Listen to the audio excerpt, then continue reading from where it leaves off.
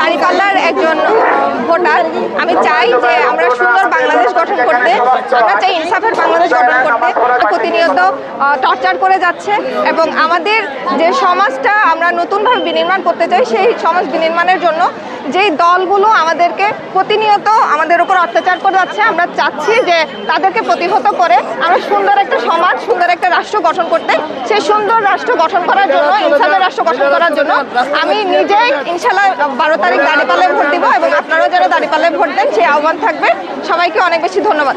দিন পর জামাত ইসলামীর পক্ষ থেকে একটা চমৎকার পরিবেশ পেয়েছি, একটা সুযোগ পেয়েছি আমাদের স্বপ্নের বাংলাদেশ বিনির্মাণ করার জন্য।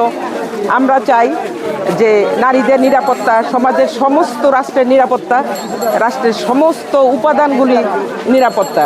সুতরাং জামাত ইসলামীর মাধ্যমেই আমরা আস্থা রাখতে পারি যে তারা রাষ্ট্র পরিচালনা করলেই আমরা মেয়েরা নিরাপদ থাকব, আমাদের সমাজ নিরাপদ থাকবে এবং একটি সমৃদ্ধশালী বাংলাদেশ আমরা ইনশাল্লাহ দেখতে পাবো।